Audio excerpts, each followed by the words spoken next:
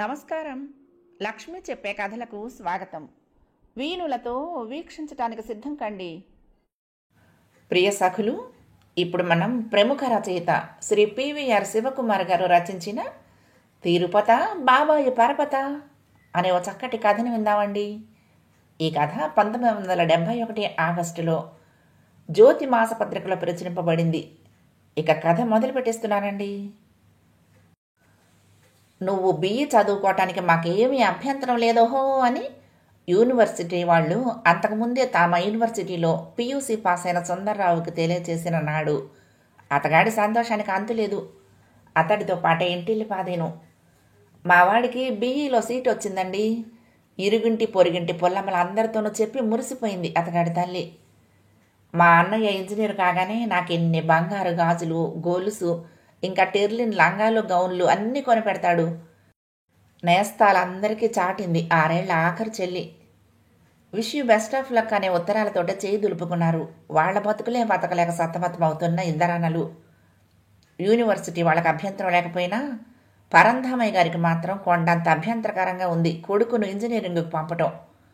మొన్ననే కూతురు పెళ్లి చేసి కూడబెట్టుకున్నదంతా కరగబెట్టుకున్న ఆయనకు మళ్ళీ కొడుకు చదువుకంటూ 10,000 తేవాలంటే సులభ సాధ్యంగా కనపడలేదు.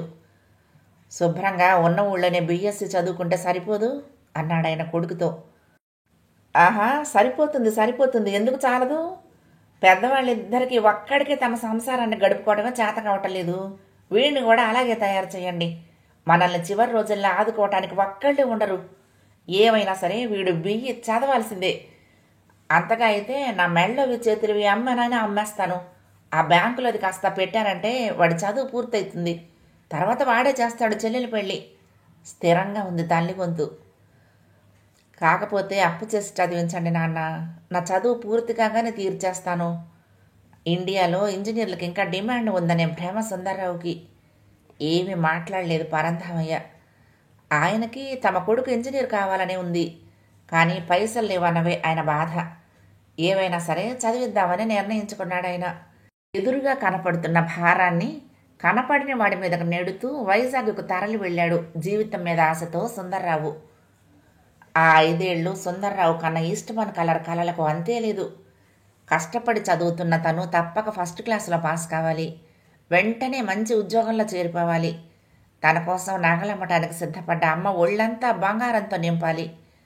తన చిన్నతనంలో నిండా నగలు పెట్టుకుంటే అమ్మ నిజంగా లక్ష్మీదేవిలో ఉండేది. తిరిగి అమ్మను అలా చూడాలి తను. అప్పులన్నీ తీర్చేసి నాన్న ఆర్థిక పరిస్థితి మెరుగుపరచాలి.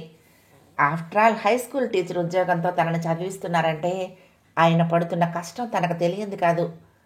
చెల్లాయికి రాజా లాంటి సంబంధం కుదిర్చి పెళ్లి చేయాలి. ఇదే ధోరణి, ఇవే ఆలోచనలు. 5 ఏళ్ళు అతడికి 5 నిమిషాల్లా, పరంధామయ్య గారికి 5 యుగాల్లా గడిచిపోయాయి. అనుకున్నట్లుగా ఫస్ట్ క్లాస్ అనే కాకుండా యూనివర్సిటీ 3rd ర్యాంకు కూడా సాధించగలిగిన రోజున సుందర్రావు పొందిన ఆనందం వర్ణింపతరం కాదు.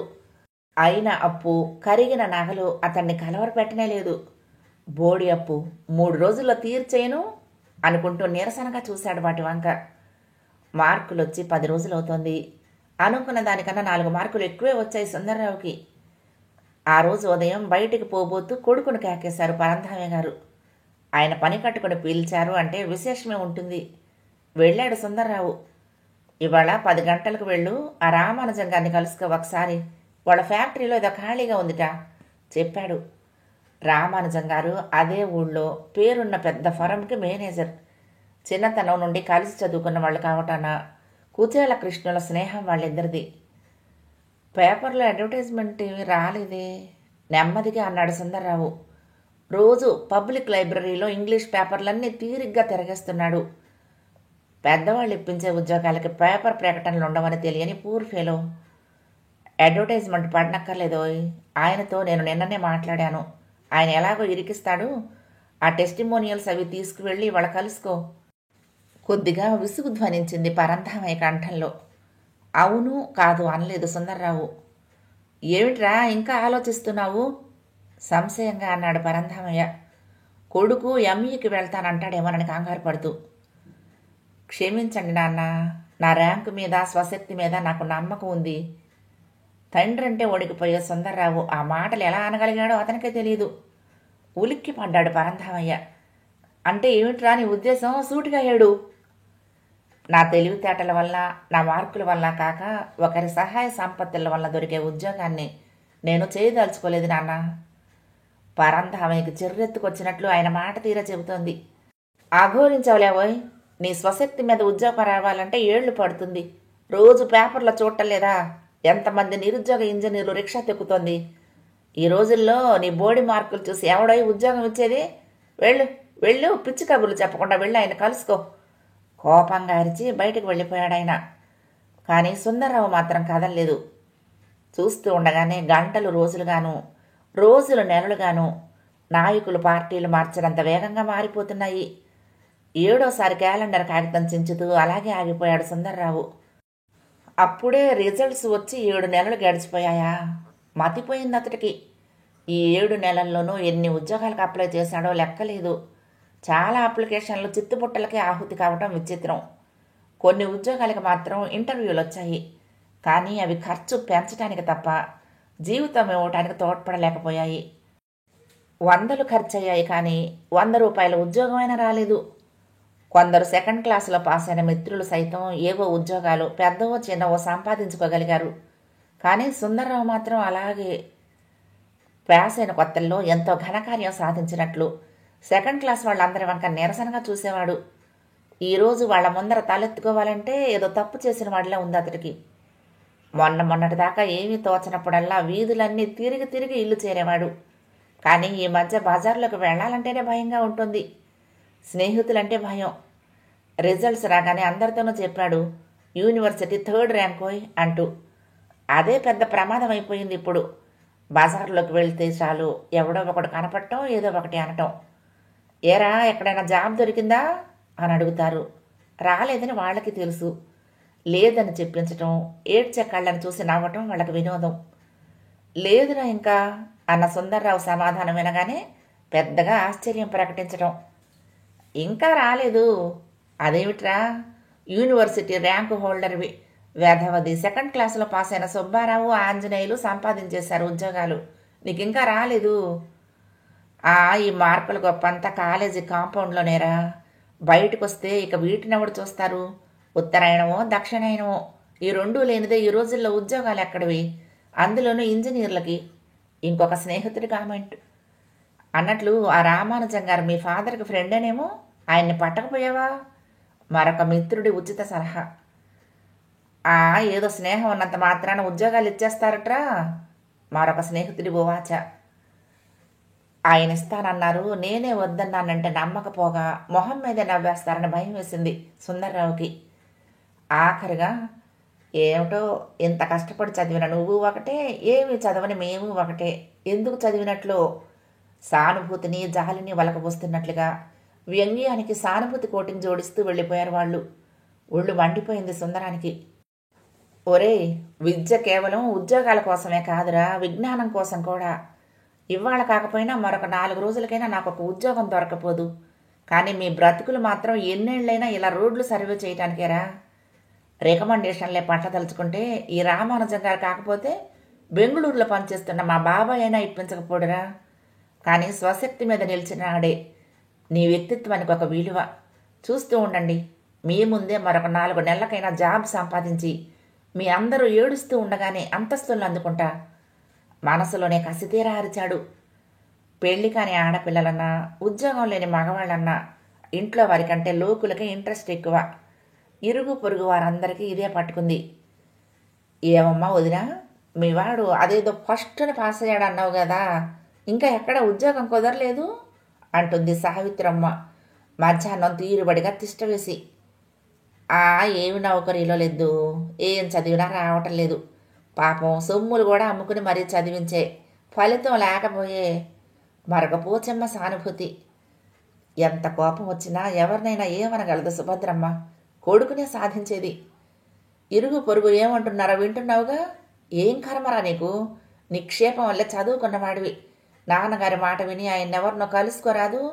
పోనీ పరాయి వాళ్ళని అడగటం నీకు ఇష్టం లేకపోతే మీ బాబాయ్నైనా అడగరాదు? ఆశగా అన్నావిడ మాటలకు సుందరం మౌనమే తిరుగులేని జవాబు. కాలచక్రం ముందుకు పరిగెడుతూ 2 సంవత్సరాలని వెనక నెట్టేసింది. వయసు ముంచుకొచ్చిన పరంధామయ్య గారిని మీరింక పని చేయలేరు మాస్టారు, హాయిగా రెస్ట్ తీసుకోండి అని రిటైర్ చేశారు గవర్నమెంట్ వారు.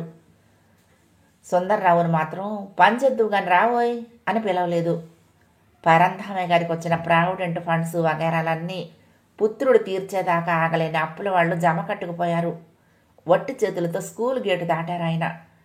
ఇంటికొస్తూనే అంతులేని నిస్పృహ ఆవరించింది ఆయన్ని. కొడుకు ఆదర్శాల మీద నమ్మకమూ సన్నగిల్లింది. ఇదో ఎత్తు, పని చేయటానికి బద్ధకం, పెడుతూ ఉంటే తిని కూర్చుందామని ప్రయత్నం కసిగా అనుకున్నాడు మనసులోనే. కానీ ఏమనగలడు? కాడగొట్టు కొడుకు, గారాభంగా పెరిగినవాడు. ఇంటికి రాగానే గుండెల మీద కుంపటి లాంటి కూతురు చెంబుతో నీళ్లు తెచ్చిచ్చింది. దాన్ని చూస్తూనే ఆలోచనలు అటు మళ్ళీ ఇది అప్పుడే పౌటలు వేసేసుకుంటుంది, మరొక 2 ఏళ్లు పోతే చీరలు కట్టుకోవాలి, అవి కొనటానికి ఒక మొగుడిని తమ్మని కూర్చుంటుంది. కొడుక్కి BE డిగ్రీ కొనిపెట్టడానికే 10,000 ఆరిపోయాయి. ఇక దీనికి మొగుడిని ఎలా కొని తేవాలి? తన అసహాయతకు తననే నిందించుకుంటూ కుర్చీలో కూలబడ్డాడు పరంధామయ్య.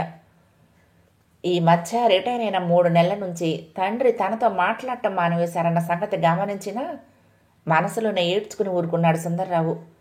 కానీ తల్లి కూడా ఏదో ఒకటి సూటిపోటీగా అనటం ప్రారంభించింది ఈ మధ్య, ఏ ఎలుక మీదో పిల్లి మీదో పెట్టి. అవును మరి, మొగుడు రెగ్యులర్గా తెచ్చి పడేసినంతకాలము తను వేళ తప్పకుండా వండి వార్చింది. ఆవిడ మాత్రం ఏం చేస్తుంది ఇంకా? ఈ 2 నెలలుగానే తెలుస్తోంది సుందరానికి నిజమైన జీవితం అంటే ఏమిటో, కష్టాలు ఎలా ఉంటాయో. ఇంట్లో ఏ విలువైన వస్తువు ఉన్నా సరే ఈ 2 నెలల్లో బజార్కి వెళ్ళిపోయి సరుకుల్ని పంపేశాయి. ఇంకేం మిగల్లేదు మరి. తల్లి తండ్రి చిన్ననాటి నుంచి తననెంత ముద్దుగా పెంచారో సుందర్రావుకి తెలుసు. నాన్న రిటైర్ అయ్యేదాకా అతడి నిరుద్యోగాన్ని ఇద్దరూ పట్టించుకోలేదని తెలుసు. కానీ తమ రాబడి ఆగిపోవటము, కొడుకు వచ్చే ఉద్యోగాలన్నింటినీ కాలదన్నుతూ ఉండటమునే వారి సహనాన్ని దెబ్బతీశాయని గ్రహించగలడు. కానీ ఏం చేయగలడు? ఇద్దరిని చూస్తూ ఉంటే మనసు బాధతో భగ్గున మండిపోయేది. సంఘం పైన, డిగ్రీ పైన, యూనివర్సిటీ ర్యాంకు పైన కూడా ఏదో తెలియని కసి, ఉక్రోషము కలిగేవి. ఎందుకు ఈ కర్మ నాకు? ఏ రామానుజం గారినో మరే బాబాయినో ఆశ్రయిస్తే తక్షణం ఉద్యోగం దొరక్కపోయేదా? ఈ వ్యర్థమైన ఆశయాలు నన్నే ఉద్ధరిస్తున్నాయి అనిపించేది. కానీ వెంటనే అంతరాత్మ మందలింపు మదిలో మార్బ్రోగేది. అందరూ చేస్తున్నారని నువ్వు తప్పు చేస్తావా? ఇదేనా నీ ఆదర్శ పటిమ? ఇదేనా నీ వ్యక్తిత్వ గరిమ? నీకు ఉద్యోగం రాలేదంటే దానికి అర్థం ఏమిటి? నీకన్నా అర్హులైన వాళ్ళు ఆ ఉద్యోగానికి వచ్చారన్నమాట. మరి అర్హత లేని దాన్ని అధికారం ప్రయోగించి పొందటం అమానుషత్వం కాదా? మనసు ఎదురు తిరిగేది. ఏది అర్హత? ఏమిటి వాళ్లకున్న ఆ అర్హత? మంత్రి గారి బావమరిది కావటమా? లక్షలకు అధికారులు కావటమా? అదేమైనా ఉద్యోగానికి కావలసిన అర్హత? అవును, అది అర్హత కాదని ఒప్పుకుంటూ మరి అదే అర్హతతో ఉద్యోగం సాధిద్దామని ప్రయత్నిస్తావే. ఒకరి దయాదాక్షిణ్యాలపై ధర్మబిచ్చంగా పొందే బ్రతుకు తెరువు నీ ఆత్మవిశ్వాసంపై దెబ్బతీయదా? ఒకరిని లోపరుచుకుని పొందే ఉద్యోగం నీ నిజాయితీకి గొడ్డలి పెట్టు కాదా? మనసు సిగ్గుతో తల ఉంచుకునేది. ఎన్నాళ్ళైనా సరే స్వయం కృషితోనే సాధించాలి అన్న స్థిర నిశ్చయాన్ని మళ్ళీ పునశ్చరణ చేసుకునేవాడు. పరిస్థితులు ఉచ్చులు బిగుస్తున్న కొద్దీ ఆశయాల బలిమి మరింత పెరగసాగింది సుందర్రావులో. కష్టాల కూర్చుకున్ననే సుఖాలు దక్కునోయ్, పవిత్రమైన ఆశయాల మరువకూడదు, జయమ్ము నిశ్చయమ్మురా అని ఏ అదృశ్యవాణు అతన్ని ప్రోత్సహించసాగింది. ఆ రోజు ఉదయమే మొహం కడుగుతూ లోపలికొస్తున్న సుందరానికి తల్లి దొడ్లో ఎవరితోనో ఘర్షణ పడటం వినిపించింది. అందరికీ తలలు నాలుగులా మెలిగే అమ్మ పొరుగువారితో ఘర్షణ పడటమా? ఆశ్చర్యంగా దొడ్లోకి చూశాడు. గోడ మీదుగా గొంతు చించుకుంటోంది పొరుగింటి మీనాక్షమ్మ. చేతిలో ఖాళీ చేటతో యువతల నిలబడ్డ సుభద్రమ్మ ప్రాధేయపూర్వకంగా అంటోందేమిటో. ఎన్నాళ్ళయిందమ్మా క్రిందటిసారి బియ్యం తీసుకుని తిరిగి ఇవ్వనే లేదు. మళ్ళీ ఇవ్వటానికి మాది మాత్రం మధ్యతరగతి సంసారం కాదు, ఇదేమన్నా ధర్మసత్రమా? అరుస్తోంది ఆవిడ. ఏదో పిన్ని, ఇదివరకల్లా అడిగానా? మా కష్టాలు ఇలా రాబట్టి కానీ మా మూడో వాడికి ఏదైనా ఉద్యోగం దొరికితే ఇక మిమ్మల్ని ఇలా విసిగిస్తానా? బ్రతిమాలుకుంటున్నా సుభద్రమ్మ కంఠంలోని తడి సుందరాన్ని ముంచెత్తింది. విషయం పూర్తిగా అర్థమైంది సుందరానికి. ఇంత విషం మింగుదామనిపించింది. ప్రాణాల మీదకొచ్చిన చేబదుళ్ళకు వెళ్ళని అమ్మ ఈనాడిలా పరువు కూడా పోగొట్టుకుని పరాయి వాళ్ళతో ఇన్ని మాటలు పడుతోంది. ఆవిడ తెచ్చే బియ్యంలో అర్ధవాట ఖాళీ చేయటానికి మొహం కడుక్కుని తను రెడీ. చచ్చా, కొండంత కొడుకు చెట్టంత మొగుడు ఉండి అమ్మకిన్ని బాధలా? అప్రయోజకుడైన నా వంటి కొడుకు ఉండటమే కదా ఇన్ని బాధలకి కారణం. గబగబా గదిలోకి వచ్చి పడ్డాడు అతను.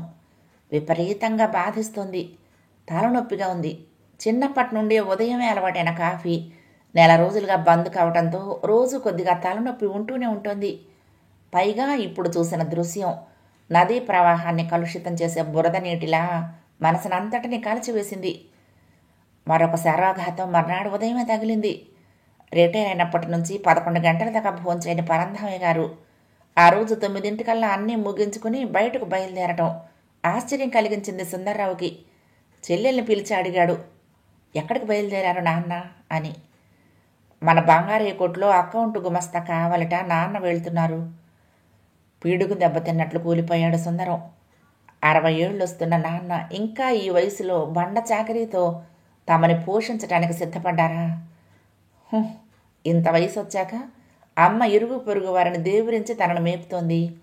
ఇన్నేళ్ళు వచ్చిన నాన్న గొడ్డు చాకరీతో సంసారాన్ని వెళ్ళదీయటానికి కదిలి వెళ్తున్నారు. తన ఆశయాల పరిణామంగా ఇంతకన్నా ఏం జరగాలో అర్థం కాలేదు సుందర్రావుకి. ఎదురుగుండా గోడ మీద ఫ్రేములో కులుకుతూ కనపడ్డ డిగ్రీ ఫోటోను తీసి నేలకేసి కొడదామనిపించింది అతడికి. చచ్చా, కన్న తండ్రిని ముసలి తల్లిని ఇంత వయసు వచ్చి పీడించటం, వారిని పోషించటానికి మారుగా వారిపైనే పడి తింటూ కూర్చోవటం ఎంతవరకు సమంజసం? తన ఆదర్శాలు ఎవరికి అన్నం పెడుతున్నట్లు? తన ఆశయాలు ఎవరిని ఉద్ధరిస్తున్నట్లు? ఇన్నాళ్ల తన నిజాయితీకి ఈ సంఘం ఏపాటి విలువిచ్చినట్లు? చూస్తూ ఉండగానే ఇన్నేళ్లు జరిగిపోయాయి. డిగ్రీ సంపాదించి ఏమిటి జరిగిన ఉపకారం? 10,000 పూసి సంపాదించిన ఆ ఫస్ట్ క్లాస్ డిగ్రీ ఏపాటి సంపాదించి పెట్టింది? ఎందుకు అహోరాత్రాలు శ్రమించి దాన్ని సాధించినట్లు? మూగగా ఉండిపోయింది అంతరంగం. దురుసుగా జవాబిచ్చింది అతని మనసు. దాన్ని ఉపయోగించుకున్న సామర్థ్యం నీకే లేకపోయింది. ఆశయాలు ఆచరణలు అంటూ ప్రాకులాడక మీ నాన్న చెప్పినట్లు విన్నట్లయితే నీకు ఆనాడే ఉద్యోగం రాకపోయేదా? నీ చేతగానితనమే ఇంతకు కారణం. ఇకనైనా మేలుకో. నలుగురు నడిచిన త్రోవనే నీ పయనము సాగించు. ఈ శతాబ్దిలో ఎవరూ అవినీతిని కాదనటానికి వీల్లేదు. ఈ యుగంలో ఎవరికి ఆదర్శాలంటూ అర్రులు చాచే అవకాశం లేదు. ఇది ఆశల యుగమే, ఆశయాల యుగం కాదు. అవును, నిజమే, ఆశయాల యుగం కాదు. స్థిర నిర్ణయం నెలకొంది అతనిలో. అతడిని అంతవరకు ధర్మబద్ధంగా ఉంచిన ఆశయాల సంఖ్యలు ఒక్కసారిగా తెగి నేలన పడిపోయాయి, ఆర్ధనాదం లాంటి చప్పుడు చేస్తూ. అన్ని సందర్భాలలో అధర్మమే అంతస్తుకు చేరుకుంది అట్టహాసం చేస్తూ. పరుగు లాంటి నడకతో పరంధామి గారిని సమీపించాడు సుందర్రావు. ఆగండి నాన్న, మీరు ఈ ఉద్యోగానికి వెళ్ళటానికి వీల్లేదు. ఇంకా మీ రక్తాన్ని రూపాయలుగా మార్చి పోషించనక్కర్లేదు. చివరికి ఈ స్థితిలో కూడా మిమ్మల్ని పోషించలేని నేను ఇంకా గుడ్డిగా ఆశయాల కలల గాజు మేడల్లో ఆనందంగా ఆత్మవంచన చేసుకుంటూ జీవించలేను. ఈ సమాజాన్ని ఈనాటికైనా సరిగ్గా అర్థం చేసుకోగలిగాను. నా కర్తవ్యం ఏమిటో నాకు బాగా తెలిసొచ్చింది. నాన్న, ఇవాళే బాబాయ్కి ఉత్తరం రాయండి. ఆయన ఇప్పించే ఏ ఉద్యోగంలోనైనా చేరటానికి నేను సిద్ధం. ఊహించని ఈ మార్పుకు ఆశ్చర్యపోతూ అయోమయంగా నిలబడిపోయాడు ఆయన. మర్నాడే ఉత్తరం రాయటం, మరొక 10 రోజుల్లో జవాబు రాయటం కూడా జరిగిపోయింది. ఎన్నాళ్లకైనా నీకు బుద్ధి కుదిరినందుకు సంతోషం, మేమంటూ ఉన్నామని గుర్తుకొచ్చిందన్నమాట అంటూ దెప్పి పొడుస్తూ ఉన్న ఆ ఉత్తరంలోని భావాన్ని అంతటినీ హాలాహలంలా మృంగి అప్లికేషన్ పూర్తి చేసి పంపాడు సుందర్రావు. నెల తీరకుండానే ఉద్యోగం కోసం ఇంటర్వ్యూ వచ్చింది. అది నామ మాత్రమే కాబట్టి మరొక 15 రోజులకే ఆర్డర్లు వచ్చాయి. అమ్మయ్య, ఎన్నాళ్ళకి మన కష్టాలు తీరాయండి. అనుకున్న ప్రకారం ఉద్యోగం ఇప్పించాడా వడ్డీ కాసులవాడు. ఆర్డర్ కాగితాలు వచ్చాయి. ఆనందంగా అంటున్న సుభద్రమ్మ గొంతు ఒక్కసారి వాస్తవంలో పడేసింది సుందర్రావును. ఎంత పిచ్చిదానివమ్మా, తిరుపతి దేవుడు ఏం చేశాడమ్మా ఉద్యోగం రావటానికి? తిరుగులేని బాబాయి పరపతి చేసింది గాని అనుకున్నాడు మనసులోనే. ఎంత చల్లటి వార్త చెప్పావు సుభద్ర, మన సుందరానికి ఉద్యోగం వచ్చిందన్నమాట. ఆనందంతో పాటు బరువు తొలగిపోయిందన్న భావం కూడా తొంగి చూసింది పరంధామయ్య గారి కంఠంలో. నువ్వు పొరపడ్డావు నాన్న, ఉద్యోగం రాలేదు, మనమే తెచ్చుకున్నాము. అయినా అంత పలుకుబడి అవినీతి ప్రయోగించిన తర్వాత కూడా రాకుండా ఎక్కడికి పోతుంది? ఇన్నాళ్ళకైనా మీ వాడు ప్రయోజకుడయ్యాడన్నమాట. నాన్నగారితోటే వచ్చిన ఎవరో మిత్రుడి మాటలకు నవ్వాలో ఏడవాలో అర్థం కాలేదు సుందర్రావుకి. ఒకనాడు ఆశయాలకై అర్రులు చాచినవాడు, ఎవరికి ఎందుకు పనికిరాని చవటని, నీతిని నమ్మకు, నిజాయితీగా నిలబడిన నాడు ఒట్టి ఒకటో రకం అప్రయోజకుణ్ణి. మరి నేడు స్వార్థంతో సర్వాన్ని జయించి అవినీతితో అక్రమంగా నడిచిన నేడు అందరిలో గొప్ప ప్రయోజకుణ్ణి. ఏం సమాజం ఇది? ఇలా ఉంటే ఈ సమాజం ఇక ఎప్పటికి బాగుపడుతుంది? అసలు ఏనాటికైనా బాగుపడుతుందా? అసహ్యంతో నిండిపోయిన మనసుతో ఆ కవర్ని బుట్టలో నుంచి తొంగి చూస్తున్న విషనాగుల్లో ఉన్న ఆర్డర్ కాగితాలను నిస్త్రాణంగా బల్ల మీద పెట్టి వెనక్కి వాలిపోయాడు సుందర్రావు. కథ సమాప్తం. ప్రియ సఖులు, ఈ కథ మీకు నచ్చితే తప్పకుండా లైక్ చేయండి, షేర్ చేయండి, కామెంట్ చేయండి, సబ్స్క్రైబ్ చేసుకుని నన్ను ఎంకరేజ్ చేయండి. ఉంటానండి. ప్రేమతో లక్ష్మి, కృష్ణాతీరం, దుర్గమ్మ సన్నిధానం. నమస్తే.